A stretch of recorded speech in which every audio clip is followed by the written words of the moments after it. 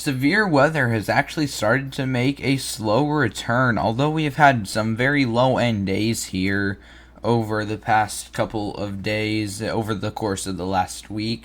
Severe weather does look like it is actually going to make a return here, and we actually do have a few rare days coming, anywhere from tornadoes in California, potential for some big time severe weather events.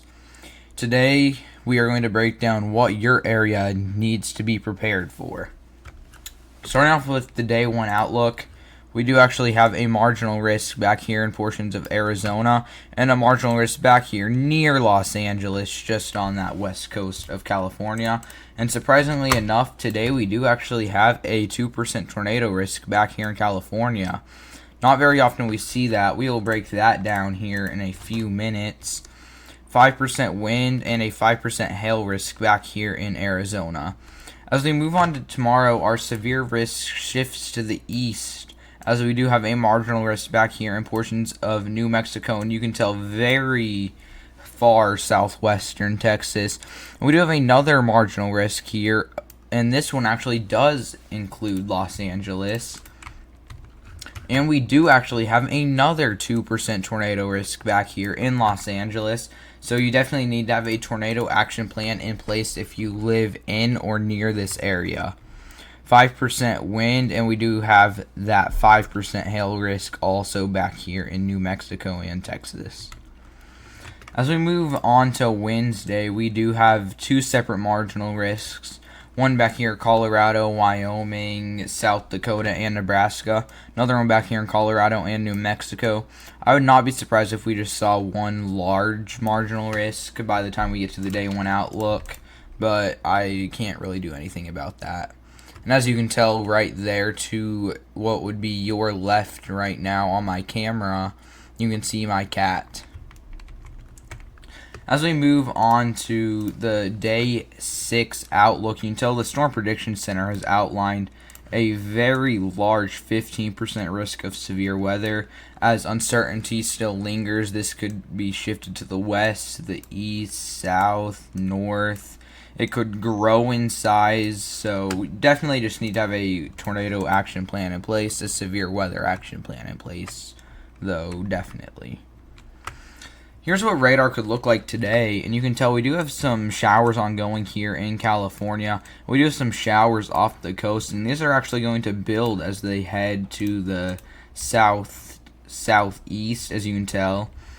And we may get a bit of a clustery line as we head into the overnight hours, so definitely need to be getting prepared for that, as a brief tornado cannot be ruled out today. And here back today in Arizona, we do actually have current ongoing storms. Those are going to last for the next couple of hours before they do finally die out.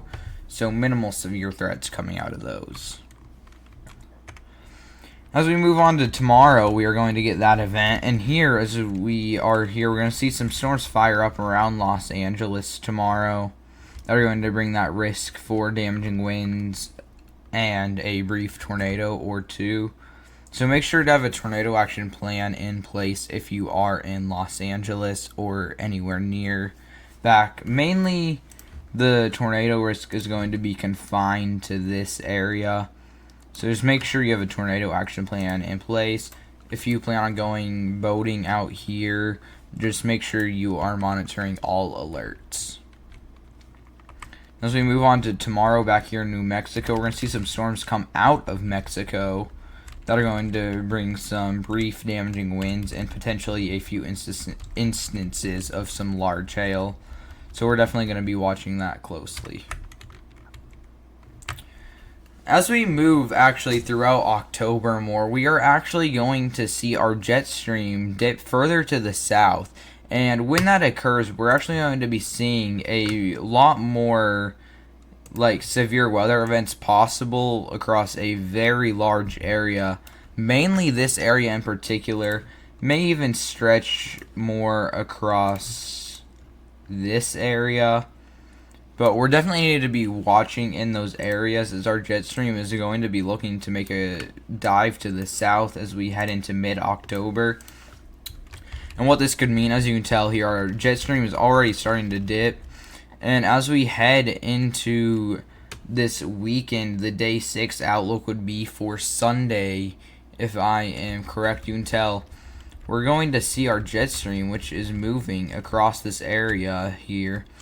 And it's going to bring some winds across this area that is going to lead for that severe threat. Some damaging winds, large hail, tornadoes also are going to be possible. As you can tell, we're actually seeing multiple storm systems come off the Rockies that could lead to multiple severe events down here in the plains. So definitely be getting prepared in this area, as severe weather is likely going to be making a return.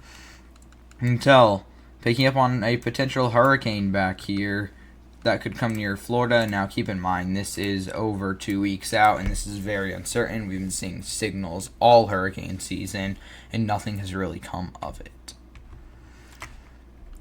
And here is the GFS on what this system could look like. As you can tell, as we head into Saturday, we're going to see some isolated severe weather be possible across a very large area before it shifts to the east. And we see a much larger and more organized severe event that is going to be possible, as you can tell. And as we continue to move along into mid-October, you can tell it does look like we are going to see a few systems back there in the plains, potentially see that hurricane back there in the Gulf. So we're just going to have to keep an eye on it. And maybe we could see some snow up here in the northeast. So just going to keep an eye on that very closely as we move throughout the month of October. And here I actually wanted to show you real fast what the GFS is picking up on in terms of snowfall throughout the rest of October. You can tell nothing really apart from our mountainous terrain, as you can tell. I mean, our mountains are going to be seeing some snow. Apart from that, nothing really. You can tell up here in the northeast near Maine, we could get some. Could get some in northern Minnesota and northern Wisconsin and the Michigan Peninsula. So we're going to watch that closely. But overall, it does look pretty calm as we head throughout October. And the European model is going to be in agreement for the most part with these severe systems, as you can tell. As we get closer, it's actually in agreement with the potential for a storm system that could bring some snow up here in the northeast. So we're definitely just going to have to keep a close eye on that. And here is what the European model is showing in terms of snowfall. A bit more interesting.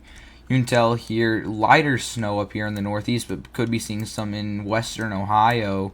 A couple areas that could be picking up on some snow. Even back here into portions of Kansas and Nebraska, eastern Colorado could see some.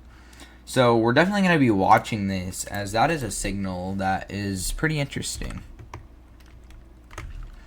And we do have Tropical Storm Lorenzo.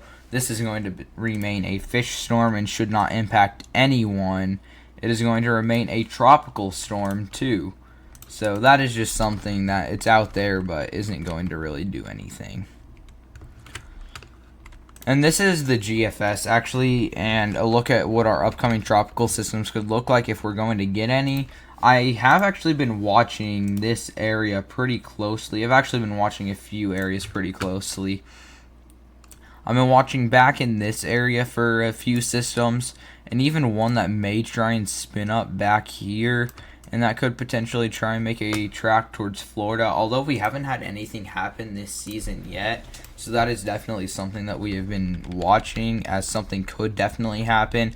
As you can tell, here's this system that does try and spin up in the Gulf. Let me change my color. You can tell here in the Gulf, not Gulf, in the Caribbean. But as you can tell, it tries, and it actually, the water temperatures are just so warm back here. It has a rapid development and comes awfully close to Florida as a strong hurricane, 923 millibars. So we're definitely watching that, as that is not actually too far out. Just as it passes the Lesser Antilles here a week from today, so next Monday. So we definitely need to be watching this system very closely. But apart from that, the tropics do not look to be active whatsoever. here's a look at the GEFS, and this is just showing what areas we could get potential tropical systems. You can tell we do have a few tropical systems that may develop, but only a few that actually may pose a threat towards land. So honestly, nothing too interesting or anything too out of the ordinary. Thank you guys so much for watching. If you guys did enjoy today's video, make sure to drop a like and subscribe, as it has been a long time since we've made a forecast video. We are likely going to be having more forecast videos as these storm systems get closer. So like I said, thank you guys so much for watching. If you guys did enjoy, please consider dropping a like and subscribe, and I will see you in the next one. Peace.